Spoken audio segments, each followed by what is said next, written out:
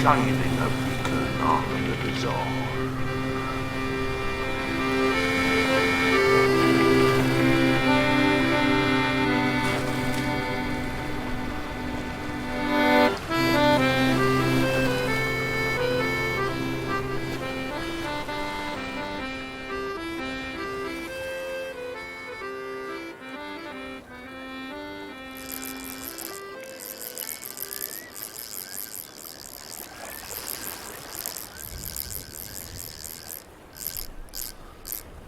Oh, this is a life. It's beautiful, isn't it, Arcade? Do you want a beer? Do you want a Oh, little go on beer? then.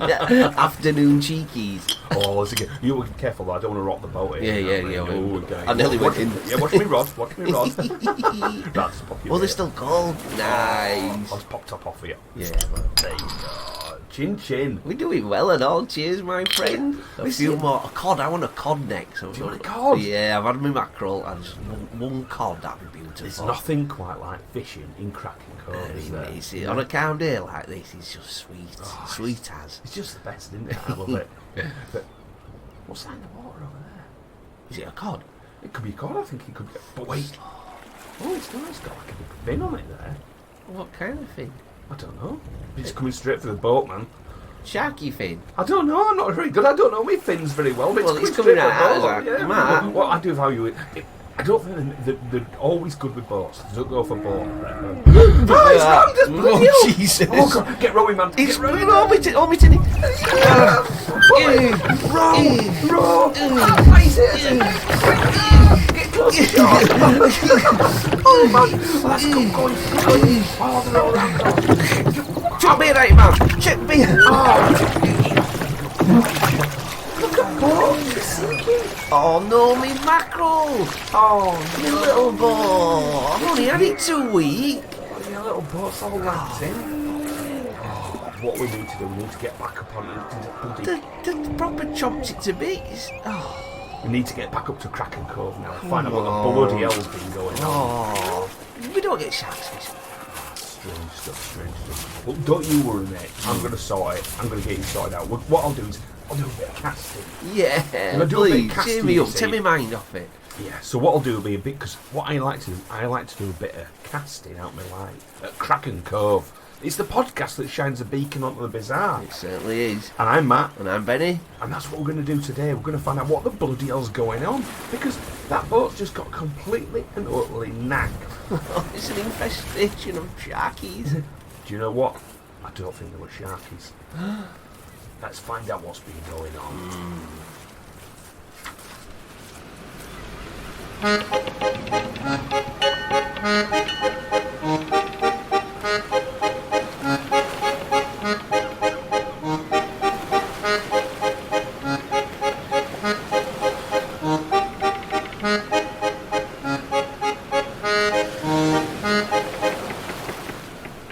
So this first story, right?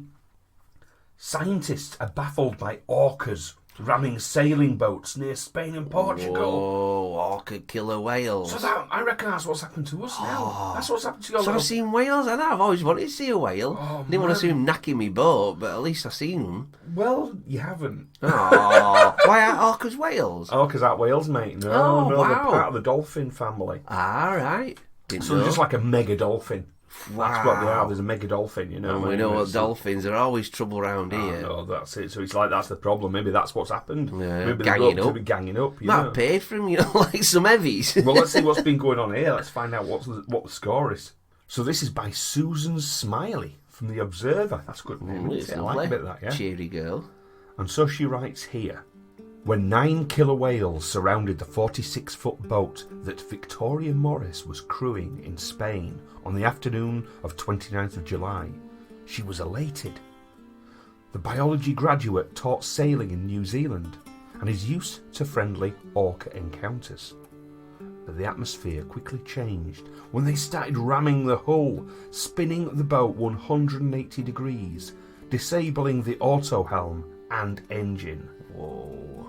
The 23-year-old watched bits of broken boat float away, leaving the 4-person crew without steering, drifting into the Gibraltar Straits shipping lane between Cape Trafalgar and the small town of Barbate. Oh, crikey. Can you imagine that? Well, I can imagine it because we had a little bit there, but we were closer to home. Nothing. I don't think the bloody... Like I say, 9 of these things. Can you imagine? Oh, my God. Do we know what kind of vessel she's got? Well, it's a 46-foot boat, so it's a pretty big boat, is that, you know? The pod of killer whales rammed the boat for more than an hour, during which time the crew were too busy getting the sails in, readying the life raft, and radioing a mayday Orca attack to feel fear. The moment fear kicked in, Morris says, was when she went below decks to prepare a grab bag, the stuff you take when abandoning ship. The noise was really scary, she said. They were ramming the keel. There was this horrible echo. I thought they would capsize the boat. And this deafening noise as they communicated, whistling to each other. It was so loud that we had to shout. Oh, that is horrifying. Jaws, just one shark ramming it. Yeah. It's just so scary, innit? 9, bang, bang, they're talking. But that's it. It's like 9 jaws attacking you. It's just mental. And you think of the size-wise as well. Yeah, These some heavy-duty stuff. Orcas eat bloody killer whales for breakfast, literally. Oh, they do eat killer whales. Well, I thought orcas were killer whales. Sorry. I might keep that. You go on. Great whites. They eat great whites. Great white sharks? Yeah, they eat great white sharks. For brekkie? Yeah, they munch them up totally. So it's Whoa. like... The crew waited a tense hour and a half for rescue. Perhaps understandably, the Coast Guard took time to comprehend. You are saying you are under attack from Orca? To say this is unusual is to say the least. But by the time help arrived, the Orca were gone.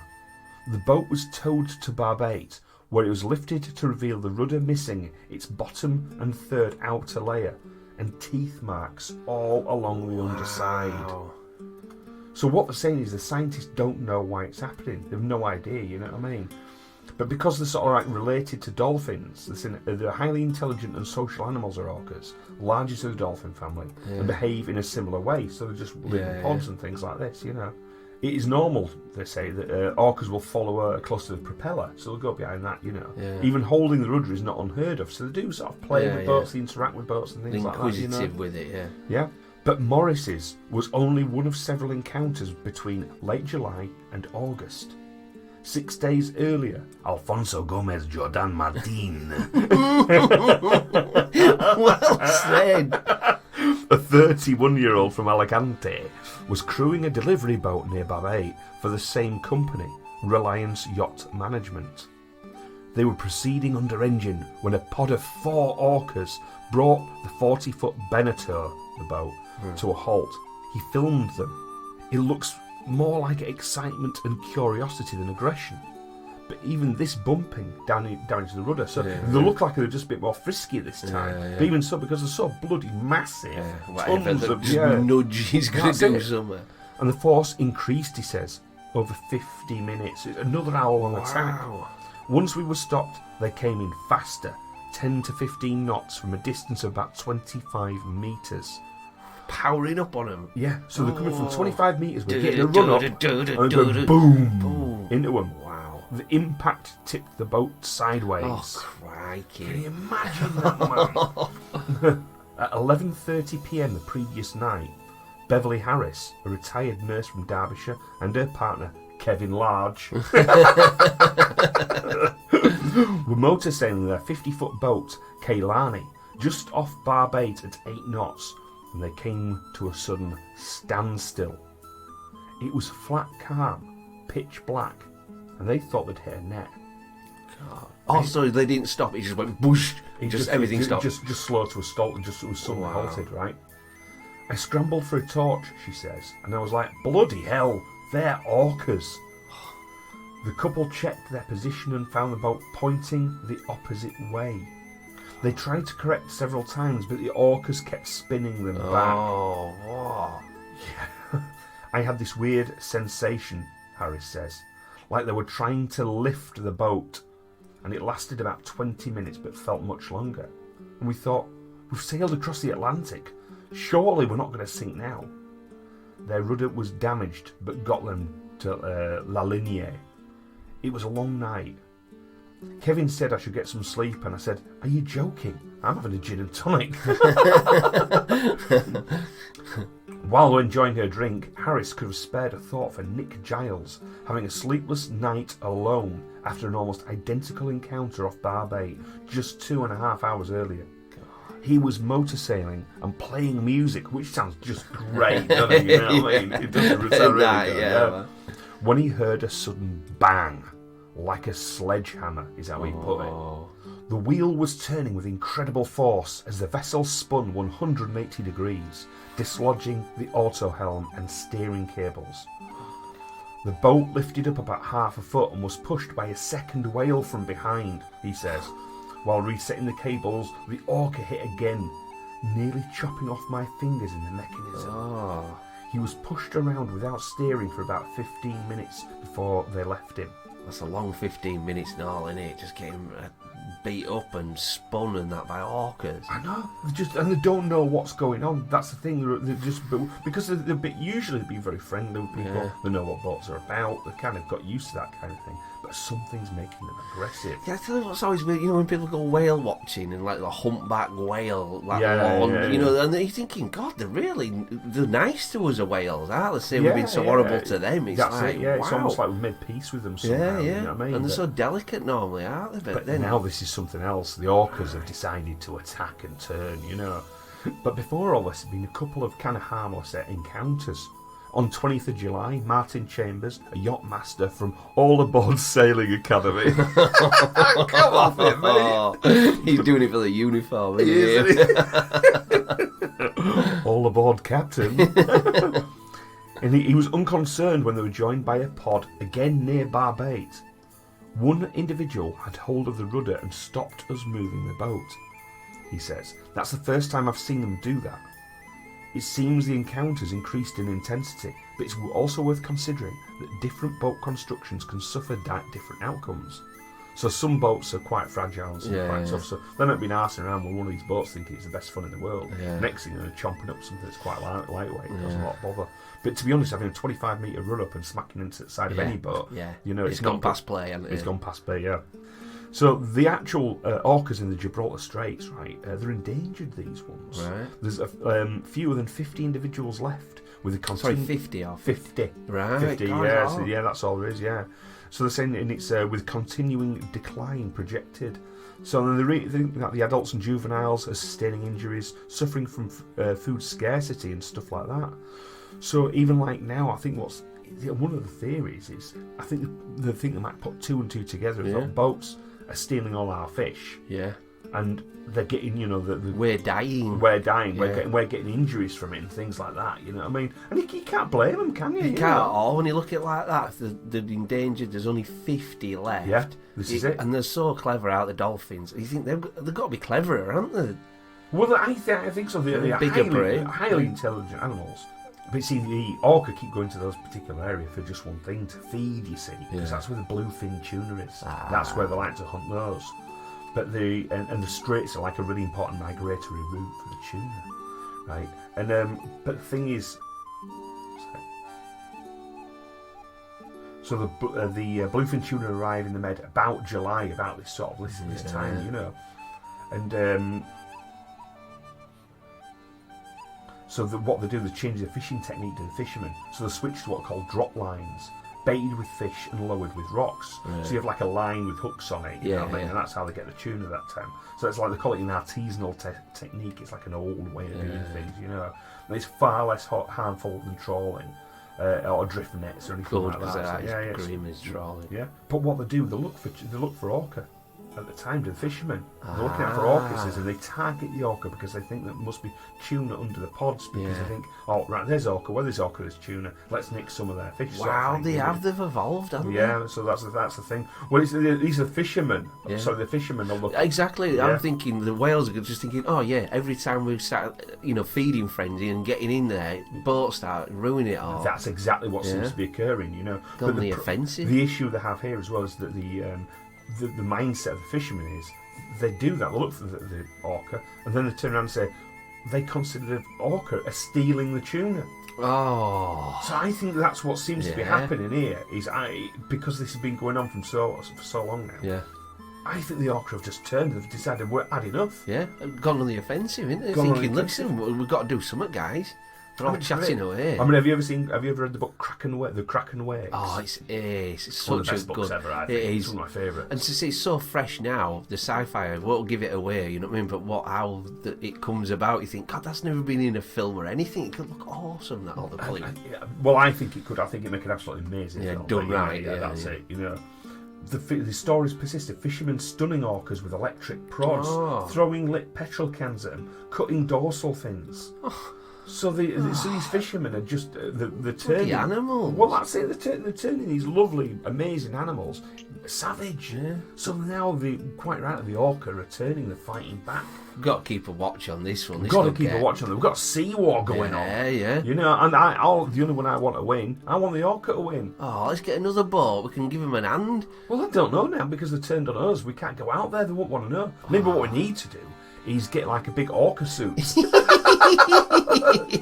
A two-man orca suit. Two-man underwater orca suit. I know, because I know I'm in tail. I know it. Well, you get my gassy little farts all over you. You think it's whale song. You're like, boo. What's that? Oh, it's a hot squeaker. And it stinks of egg.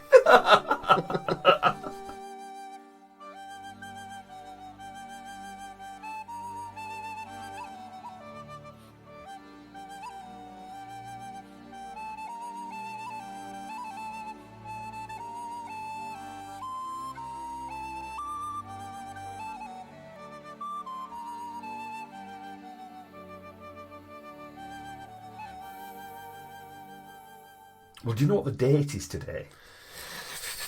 It is 14th. Well done, 14th of September today. You know, it's a very important day today, you know. Because this is the day when we changed calendars. Oh, like is it Georgian? A Gregorian. Right. Yeah, so we'll have a little look. See, we'll have a little look, a read of this to see what it is, because this amused me immensely, did this. Cool. Right. So the Gregorian calendar is today's international calendar. Yeah, That's what we use at the moment. It's named after the man who first introduced it in February 1582, Pope Gregory the 8th. Oh, fair play. No, 13th. X111. That's 13, isn't it? Yeah. Yeah. Pope. I can never understand that with popes. What? Oh yeah. Pope Gregory the 13th. I mean, I haven't. Pope Gregory the 13th. So there's been 13 Gregories. 13 Gregories. That's ridiculous. Yeah, isn't it? You know. Well, Pope's ridiculous anyway. Yeah. But before 1752, Britain and her empire followed the Julian calendar. All right. So basically the Gregorian calendar had been coming in probably all over Europe at that time. You know what I mean? Since 1582. But we weren't. We were still sticking with the Julian calendar, right? And this calendar was first implemented by Julius Caesar in 46 BC. Wow, we've had it all that time. No wonder we were sticking with it. God, it's an oldie, isn't it? Yeah, that's it. Why fix what's not broken, sort of thing, you know. But it was broken. This calendar had an inbuilt error of 1 day every 128 years. Wow. Due to a miscalculation of the solar year by 11 minutes. Oh, and it adds up to that. Yeah. That long. So this affected the date of Easter, traditionally observed on 21st of March, as it began to move away from the spring equinox with each passing year. So it was just slowly, bit by bit, shifting away, and people getting a bit pissed off, which doesn't sound much, but if it's been around since 46 BC, that's a lot of time. You can really fanny things around, you know. So to get over this problem, the Gregorian calendar was introduced. And this is a solar calendar based on a 365-day year divided into 12 months. Each month consists of 30 or 31 days, with 1 month, February, consisting of 28. A leap year every 4 years adds an extra day to February, making it 29 days long. First to adopt the new calendar were France, Italy, Poland, Portugal and Spain. And then after that, sort of like the last country to adopt it has been Turkey. And when do you think Turkey adopted it? So 1582, we got it in 1752.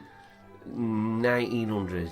Not that's we got 1927. Oh, God. Stubborn someone. Oh, go on then. So the Calendar New Style Act of 1750 introduced the Gregorian calendar to the British Empire, bringing Britain into line with most of Western Europe. Its introduction was not straightforward. It meant that the year 1751 was a short year, lasting just 282 days. Just to catch up and get it all right again. That's bizarre, isn't it? Yeah. And the year 1752 then began on January the 1st, sort of thing. So, there remained a problem of aligning the calendar in use in England with that in use of Europe. And it was necessary to kind of recorrect it again by 11 days.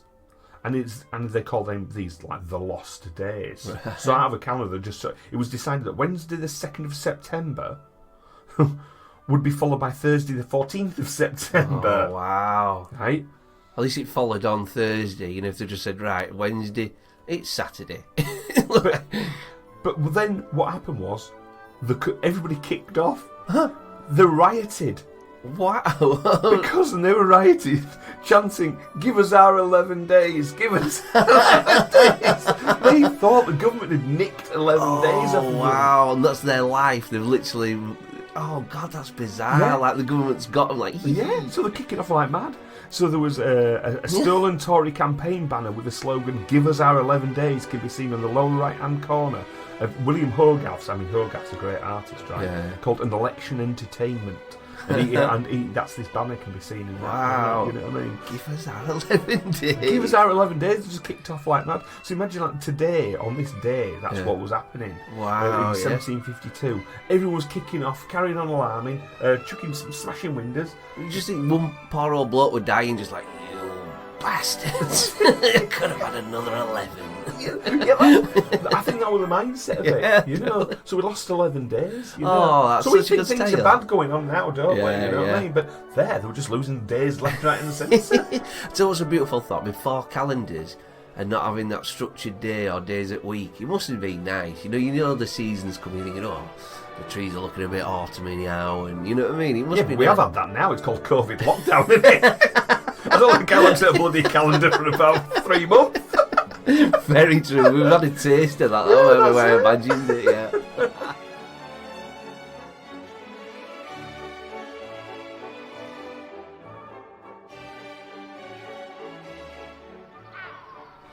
Heerlijk land van mijn dromen, ergens hier ver vandaan, waar ik zo graag wil komen, daar waar geen leed kan bestaan. So we lost all our beers in boat there, don't we? That's not good, is it? It's not good at all. What we need is a bit of light refreshment, don't we? Tasty. Yeah. And here's a guy who likes a bit of refreshment.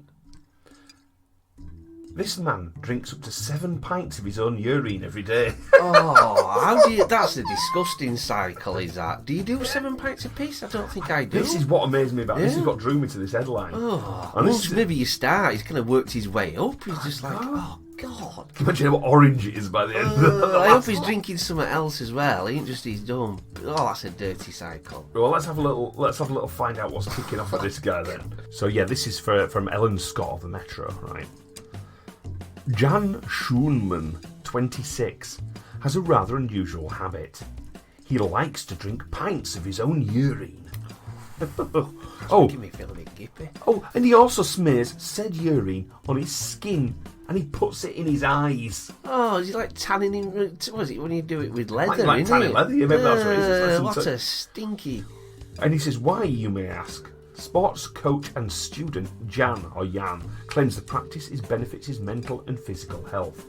So smearing himself and putting piss in his own eyes, he says it's helping his mental health. I don't think it is. It's his kinky health, isn't it? Jan from Hamburg, Germany, has always been willing to try new and unusual techniques to boost his well-being. When he was 14, he started kickboxing and then discovered the ancient martial art of Kalari Payatsu, right, also known as Kalari, which encourages discipline, respect, mental and physical strength, patience, humility, and promotes a search for peace. Now, I think he's got a spelling mistake there. Right? So give it all up and just got into golden showers. He was meant to be looking for peace. He just found piss. It just took him off a wrong road.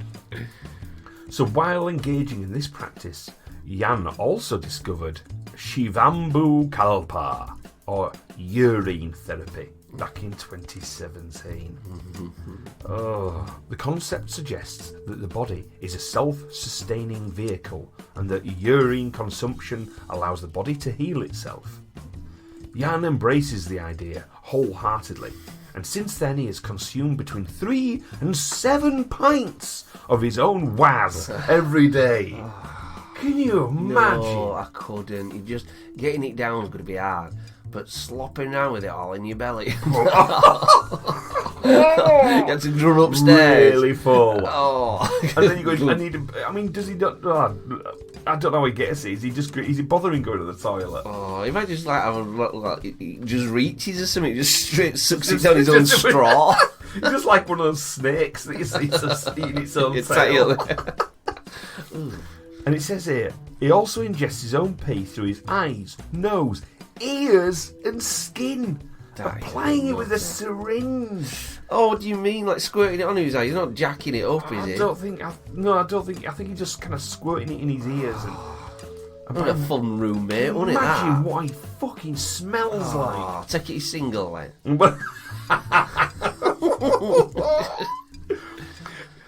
Oh God. Jan claims that doing urine therapy means he never gets sick, has more energy, and is in the best physical shape of his life.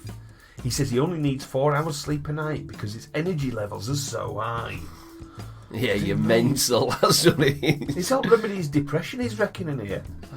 He says here, I just started and tried it, and straight away the benefits were so amazing that I knew I wanted to continue. I was kind of depressed and disconnected from myself, and it really helped me to go in and dive deeper into my own consciousness. Good grief. So but he was lost, wasn't he? And then he's got obsessed with something, and he's got proper obsessed with That's it. what's happened. Yeah. That's what's happened. Yeah, He absolutely. can't see that. Yeah. He can't see that. And Well, he can. I'm not being funny with Germany, no, but it ain't like a coincidence. Yeah, No offence, Germany. Yeah, lovely country. Lovely people, But you they know? do like the poo-poo and their wee-wee. They do. They're a bit obsessed with all that sort of stuff, aren't they? Even apparently German toilets, aren't they? They're even designed differently. And they've even got like a special. It's got like a little special plate on it, aren't they? You know? I think quite a lot of European countries have got that plate, the inspection plate. Oh dear me! I mean, I'll be rolfing on my own stools if I were to look at it. I don't want to look at it. getting up and turning around a right good old look at this big old massive job in it. I want it straight down new pipe, one shot like a brown trout, and I never see it again. So, I mean, get it out or out, you know what I mean? What's all that about? Probably with a pencil. See what I know what I've eaten. It's probably not good anyway. Yeah, that's it. So no, I'm not up for any of that. No. But, you know. So Jan doesn't do anything fancy to his urine before he drinks it. What do you mean by fancy? Well, like making cocktails out of it and stuff like that. Oh God, the flipping piss fizz and the flipping, I don't know, like a brandy Alexander with a little shot like that in it. Oh no. He just pees it into a glass and gulps it up. Oh God. Sometimes he'll leave his urine to age, which he says increases its powers. So you can imagine what it would be like to have a thin crust and a load of flies on top of it. Oh no. Imagine what his top lip looks like after he's been making that. What is he rubbing all of his skin as? Oh wow. The smell. And he's saying here now, I have a better quality of life since doing this. But it is all about balance. I have to remind myself that I still live in this society. My consciousness has developed and I barely have to sleep. You don't have to prepare anything when you ingest urine. You can even age it, which makes it even more potent and powerful. Oh dear.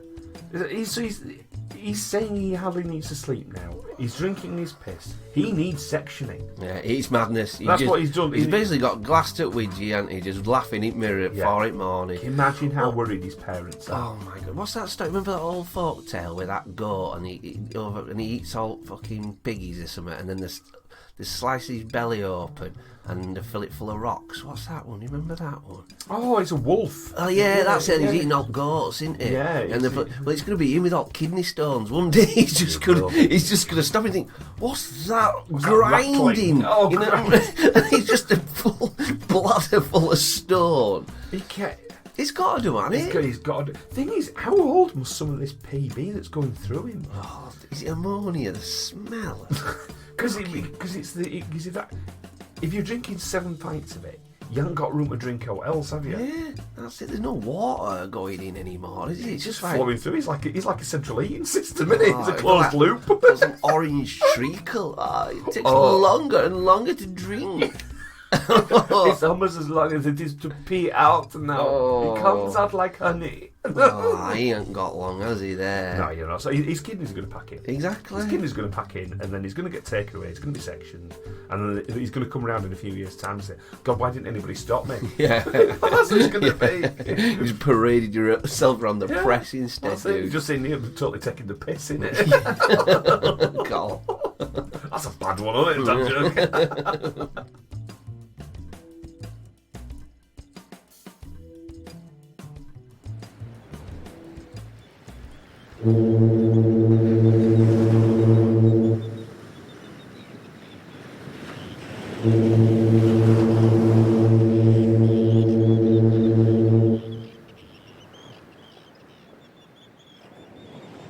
Annoys me, you get somebody like that, here he's 26-year-old, been doing all this yoga and bending around, covering himself in his own piss and stuff. He's faffing about, isn't he? That's what gets me. He's faffing around. He's not getting stuck in. He's not getting anywhere in life, is he? He's just bending himself around. I don't think he'll have a job, will he? I don't. He calls himself some sort of Zen master. Yeah.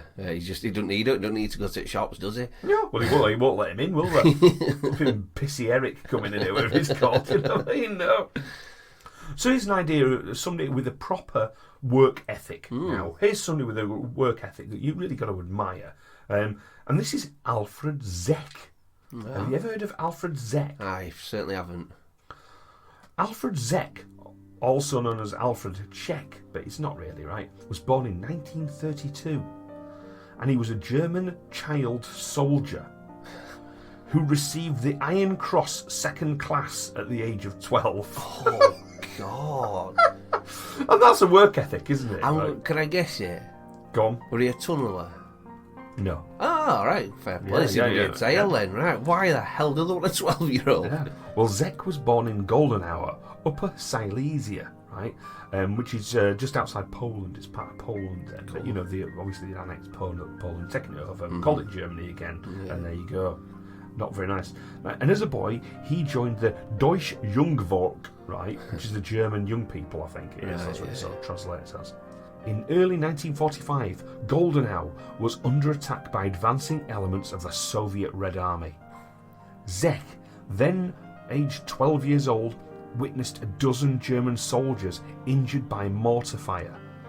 Against the wishes of his mother, he commandeered his father's farm cart and drove it to where the wounded men had been pinned down by Soviet fire, ferrying 8 of them to safety. And this is, like I said, this is under heavy fire he did this. God. Zeck then made a return trip to rescue the 4 men left behind. Dude. According to Zeck, a German general appeared at the family farm several days after the incident, invited the boy to travel to Berlin for an audience with Adolf Hitler. And there, on the March the 20th, he joined a number of other Jungvolk members from across Germany and was decorated by Hitler with the Iron Cross second class. At a celebratory banquet held that evening, Zeck was asked if he wanted to return home or join the German military forces at the front. On the front? Oh, the cruel gets. They should have treated him right there. According to Zeck, he volunteered for frontline service. He's as a kid, it sounds ace. I'm that good, you want me up front? Yeah. That's ace. Do you want to look at him? Yeah, please. Yeah, I'll show you that. Look at him. Oh, I was expecting like a right bruiser. You think, God, is he 12? He's got a beard, but no, he looks like a 12-year-old. It does. It just looks like a bit haunted as well, doesn't he? His eyes. No wonder he's been brought up as a bloody Nazi, poor lad. You know what I mean? So yeah, he volunteered for frontline service. Following an accelerated training program, God. right, Zek joined a German fighting unit in Freudenthal in what is now currently Czech Silesia. He was shot and wounded in combat and made a prisoner of war, but was released in 1947, 2 years later, right, at the age of 14. Oh my God. Who got him? Ruskies? Yeah, looks like it. So he's in bad, they're going to be bad shape there. So after his release, because they didn't ship anybody home, they had to walk home. He walked 250 miles back to his family home. On arrival, learning that his father had been killed while fighting in the Volkssturm during his absence. Oh, this is an happy tale, Arcade. Yeah. Gee whiz. But as an adult, Zek joined the Polish United Workers' Party in order to receive leave to emigrate. And in 1964 he settled in West Germany, where for the rest of his life he worked as a labourer. Oh, wow. But then in 2011 he died, right? But he left behind 10 kids he had. Oh, cool. You know, but I mean, to be fair though, I mean, if you think about everything he crammed into his early life, you didn't want any excitement later. Yeah, let me just labour, not think, unplug a bit. He's seen things which, you know, you can't even imagine. Yeah. Because let's face it as well, if you're a German prisoner of war, at the age, between the ages of 12 and 14 in a prison camp, things aren't going to be nice for him, are they? Ow. Yeah, absolutely. You know what I mean? And then, after all that, to have to walk 250 miles home, poor little sod. That's such a pitiful thing, a little stick with an hanky on it. You know, off he trots. He must have got it wrong a few times and got lost, you know what I mean? He ain't going to do like as a bird. Well, that walk alone will have been full of perhaps terrible adventures. Because even if you, at the best estimate, you're walking 25 miles a day, which I don't think you would be because you've been starved in a prisoner of war camp for a while. But even then, it'd be 10 days. You can bet this was like a 3-week journey. Yeah, absolutely, yeah. Poor little sod. He's just evil. Well, done, Adolf. Don't go to the front, lad. Well, that's part of the reason that there was an issue, you see, because what it was, towards the end, there's no men left. Yeah, I've heard that. Yeah, so they just got all the old men to fight, and the kids, and that's what this last was man, they said, wasn't it? We just got to do it till last man. That's it, last man, last bullet. And again, like we said last time, he just chipped to Argentina, didn't he? Yeah, he was already on his jolly bobs, wasn't he? See you, bye. See you, bye.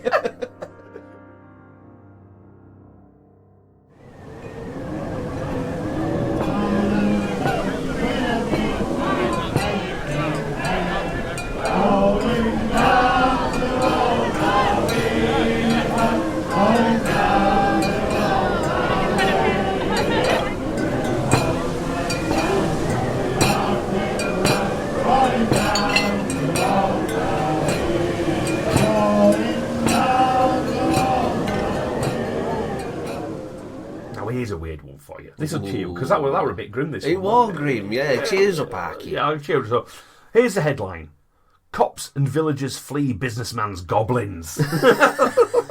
Businessman's goblins. So there's a businessman and he's got goblins. And he's released them or something. Well, this is a story by Danisa Masuku for B Metro. I shouldn't say it like that, should I? I don't know who it was. For B Metro in Zimbabwe. Right. So we're off to Africa for this. Cool. One. Yeah, here we go. Villagers and 2 police officers scurried for cover after they allegedly stumbled on goblins in a businessman's suitcase while searching for poison that allegedly led to the death of several community members' dogs. Wow, what a sentence that is! Well, if I'm ever going to get a tattoo or something, you know what I mean? You'll get some up your arm in like fancy scripts. Yeah. That's beautiful. The businessman, Sanderson Bloom Shawayashi, who runs a grinding mill at Laputi Business Centre. I'm hoping it's not a lap dancing thing. Grinding, yeah. In Lapote Business Centre in Dete is the eye of a storm, as he is being also accused of digging a grave of one of his wife's relatives. So this is this guy's chaos, isn't it? The businessman, however, has vehemently denied the accusations. A source who spoke to B Metro on condition of anonymity said villagers were up in arms with the businessman after their dogs mysteriously died after getting into his homestead. Well, they were, Yeah, it's Africa. Come on, you're just gonna let it in. Oh, it's a bowl of milk or something. So, worried about that, the source went on to say villagers enlisted the services of police officers from Dete police base, who accompanied them back, but were gripped with fear when they opened the businessman's suitcase. They were shocked when they saw strange beings, which they believed were goblins, and were seen running for their dear lives. He just keeps him in his suitcase. Yes. Not an apple and a filofax. He's got like goblins. Business goblins. Business goblins! What do you reckon, goblins? Good little Simpson ties. The source added that this was not the first time the businessman had been accused of a bizarre incident. Oh, God, yes. Yeah. Most recently, he was seen by villagers digging a grave of a relative of his wife. He fled from the scene, leaving his shoes, which were used as Exhibit A, and the issue was taken to Chief Nelukoba, and after a full trial, the chief ordered him to leave the area. But he denied vehemently that he was the one who was seen desecrating a grave.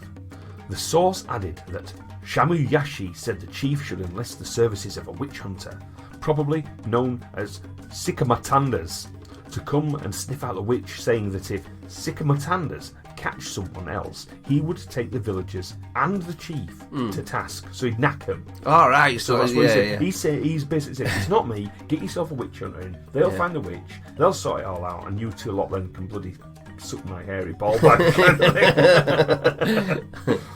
The source went on to say, in fear of the invisible beings, community members now shun his services.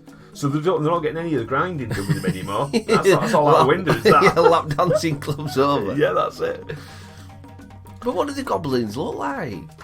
But, you know, they don't really describe. They don't really say, you know. The businessman's wife, Bessie Ndlovu, who works for a safari company, nailed him. Private business law. I heard that police officers and villagers saw strange things at our homestead when police were investigating a case of dogs dying mysteriously. I will no longer stay with him because he was caught digging a grave of my younger sister. He ran away and left shoes at the gravesite. She added, the issue did not go down well with my parents. The matter was taken to Chief Nelukoba, who, after a full trial, ordered us to vacate the place, but my husband refused to leave. This is exciting stuff. It's exciting, isn't it? So it's like... So Shamuyashi said, there is no goblin that they saw. I even advised village head Simanyai, former councillor, my father-in-law, and other villagers to enlist the services of Sikamatundas to root out such goblins. I told them that if they fail to root out such invisible things, they have to give me a beast. What beast? Don't you want I tell you what, you know, like, I hate EastEnders, Home and Away and all that sort of stuff. If there's an African with all this sort of stuff in it, you know what I mean? I'll be watching that. I just want it straight away. I want it straight away. It seems so normal to them though, doesn't it? Goblins and beasts. I know, and but shoes left Exhibit A and B.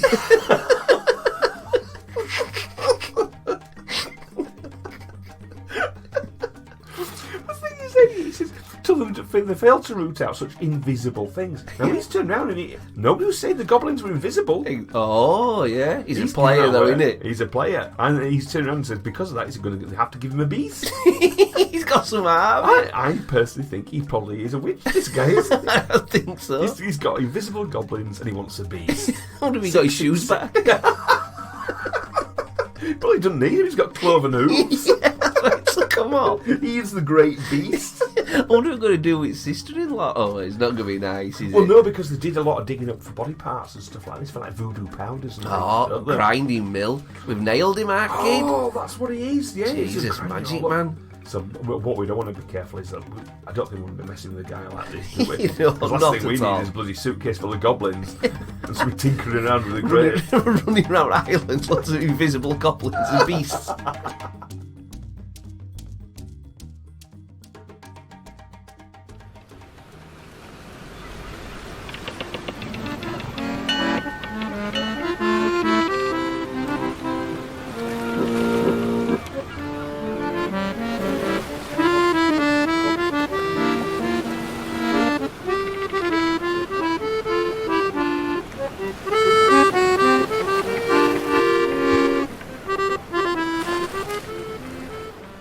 God knows what that guy was doing digging up graves. No good. That No worries good, me. That Archie. he is a bit sinister as out like that. You know what I mean? I find it a bit weird. But you see, I worry with things like that is, what if he was digging them up to eat them? Ugh, that's dirty. Cannibalism's bad, isn't it? That's Like a bit naughty boy snacking and on stuff an like old that, yeah. corpse. But we've got another thing here, see, instead. It's because we've got HuFu. Right? HuFu? Well, you could have been snacking on HuFu instead. That's HuFu? Well, let's find out. HuFu founder Mark Nuckols was reading the book Good to Eat, Riddles of Food and Culture by anthropologist Marvin Harris while he was eating a tofurkey sandwich. So wait a minute. That's tofu turkey sandwich? I think tofurkey. And that's... So it's like tofu, but you're making it into... Yeah, so it's like fake turkey. Yeah, like we do with corn and all that sort of stuff. Fair play, okay, fair play. I'm caught up. He's having a little sandwich. I must admit, I'd quite like to try that. No, it sounds alright, I liked it. Well, might be even better is HuFu. Because that's when he had the idea. A healthy, vegan alternative to human flesh. Oh, Christ. HuFu, it sounds so innocent, doesn't it? Yeah. Nuckols launched HuFu in 2005, and the initial stock of 144 boxes of HuFu classic strips sold out in just 2 days. We're sinister, aren't we? If I had known about it back then, every one of those boxes would have been shipped to me. But HuFu surprisingly had a bigger market than one random weirdo with a website and an unhealthy interest in cannibalism. HuFu was originally conceived of as a product for students of anthropology hungry for the experience of cannibalism, but deterred by the legal and logistical obstacles. Now, it's not just legal and logistical, and surely moral as much as anything else. But how do you get the taste? That's the issue. A massive issue. The now defunct Eat HuFu website stated, "Their preliminary market research revealed the existence of a larger segment of the public that was interested in the availability of a legal and healthy human flesh substitute, as well as vegetarians and vegans. We also found that HuFu is a great product for cannibals who want to quit." They're like smoking, you get a vape, you're eating people, you get HuFu. HuFu is also a great cannibal convenience food. No more Friday night hunting raids. Stay at home and enjoy the flavourful, convenient human flesh alternative. Crikey. But they state that they're absolutely 100% certain they've got the flavour right. How do they know it's right? I don't know. That's ridiculous. In an interview on The Daily Show, Nuckols said, "I think that a lot of the pleasure of eating the HuFu product is imagining you're eating human flesh. For the moment, you can join the fraternity of cannibals. If you really want to come as close as possible to the experience of cannibalism, HuFu is your best option." But then, of course, the question is raised. How did Nuckols, or anyone from HuFu, know what human flesh tastes like? It's going to get dark real quick, isn't it? Polynesian cannibals called human the long pig, so we tend to associate people with pork. After studying historical descriptions from the cannibal tribes and a lot of experimenting in the kitchen, HuFu discovered otherwise. HuFu is designed to resemble, as humanly possible, the taste and texture of human flesh, the website stated. If you've never had human flesh before, think of a taste and texture of beef, except a little sweeter in taste and a little softer in texture. Contrary to popular belief, people do not taste like pork or chicken. So the website also offered articles on famous cannibals and cultural traditions, merchandise and recipes. HuFu stroganoff, Lecter's liver and fava beans, and Aztec human stew. For anyone who wants to vicariously participate in one of the great Aztec customs, the human sacrifice. Sadly, HuFu did close up shop in 2006, and Nuckols said, "The world has moved on past HuFu." And the writer puts here, "Well, I didn't, Mark. There's a HuFu-sized hole in my soul that can never be filled. And if you ever read this and you still have some classic strips tucked away in a box somewhere, or even a t-shirt taking up space in the closet somewhere, hit me up My cannibal fork is on standby. Right. So the thing you have there, right, is they've not said how they found out what it tastes like. They must have found out some way or another. And the passion, they've got a lot of passion for this, haven't they? You know what I mean? Well, it's not easy to rattle off this sort of stuff out of tofu, is it? Yeah, it's not hard. To get the texture right. And it's that jump away. I've eaten a rat, I've eaten a giant toad, I've eaten snakes. You've eaten a giant toad? Yeah, it was fucking grim. Giant snails as well. You've eaten giant snails? Yeah, that's the bit where I couldn't do, mate. I was literally wanting to gip straight away. Because I struggle with a well look at seaside sometimes. All intestines, I've done all that sort of stuff. And when it comes to it, though, you know, when people say, "Oh, it's just like chicken tastes like," and it doesn't taste like chicken, and it doesn't taste like pork, and they've gone straight for this kind of specific kind of bit with beef, haven't they? There, you know what I mean? It's like Soylent Green, and they know exactly what it tastes like. They know it's HuFu. They've had HuFu. In fact, I don't think they're feeding them tofu. I think HuFu is just people. It's just people. That's all it is. Look at a big kick out just sending it around. Well, there you go. Oh, it's a bit like, was it Fight Club where he was sort of rendering people down in soap? You know, I think that's what we've got there. The HuFu is not vegan. Yeah, man, that's pure fleshy flesh. Man, they do say that there's the theory behind a lot of things. There's no such thing as a vegan food. Oh, right. Yeah, because how they have to redo the soil, because it's intensive farming. Yeah. So the only way to actually get the soil prepared back for another crop again is blood. Blood and bone meal. That's it, you see. So you're feeding blood and bone into the soil. The plants are feeding off of blood and bone, a bit like, you know. Right. And there you go, they're all enjoying the flipping fava beans or whatever. Slippery slope. Slippery is a slippery slope.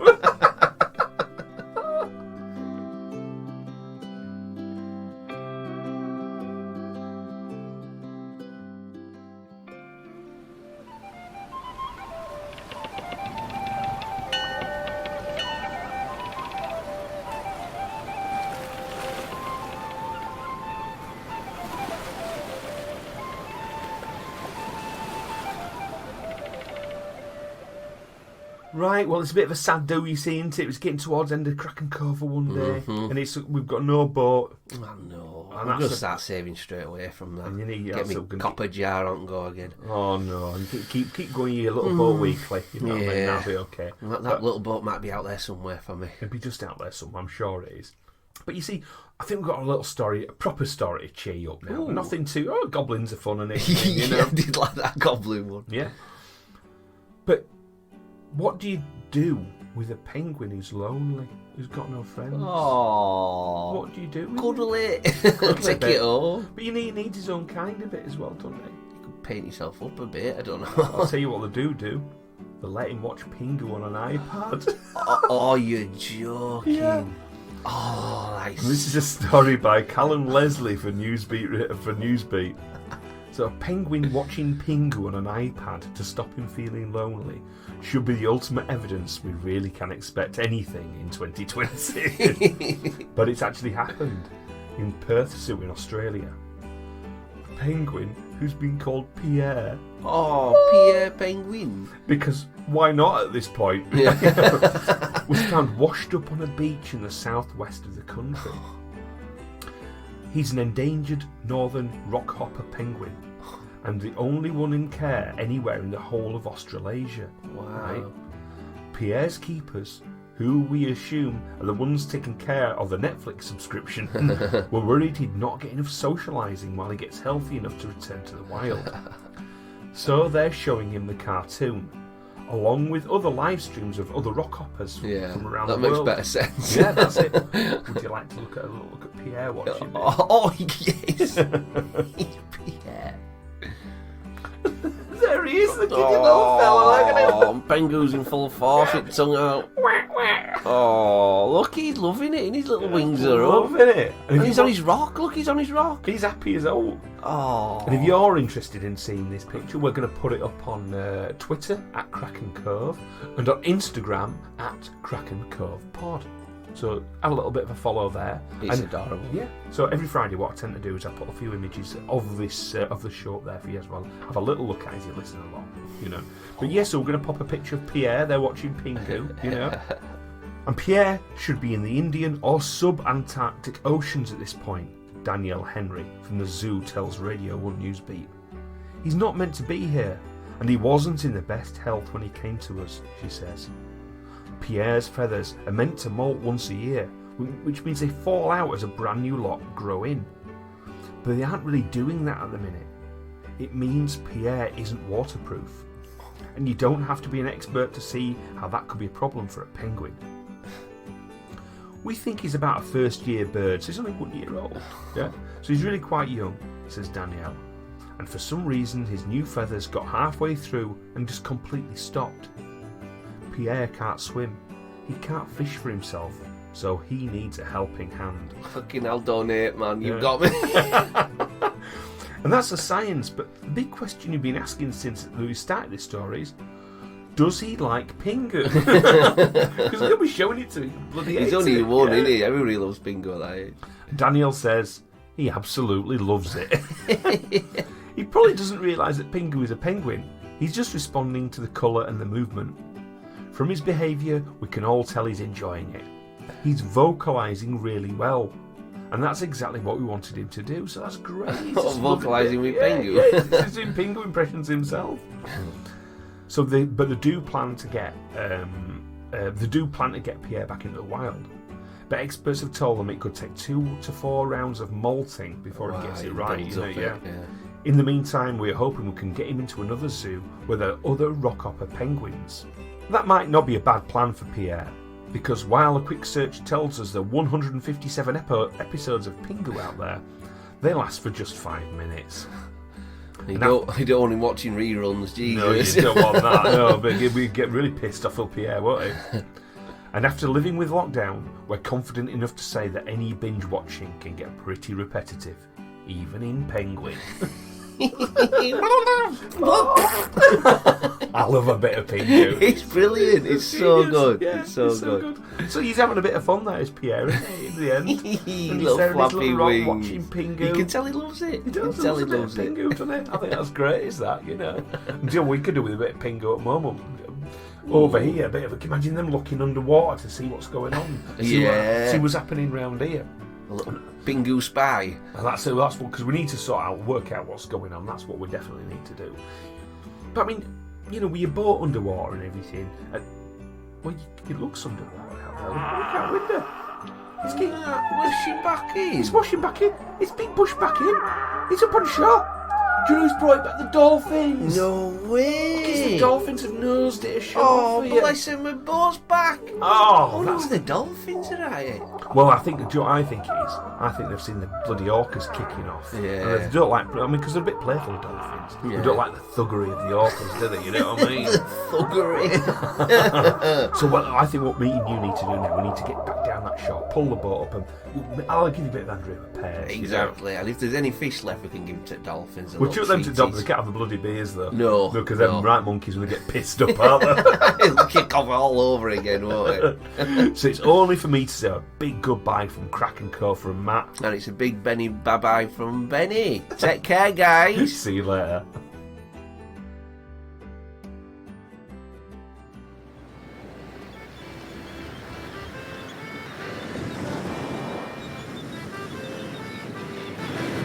There are 3 ways you may contact Kraken Cove.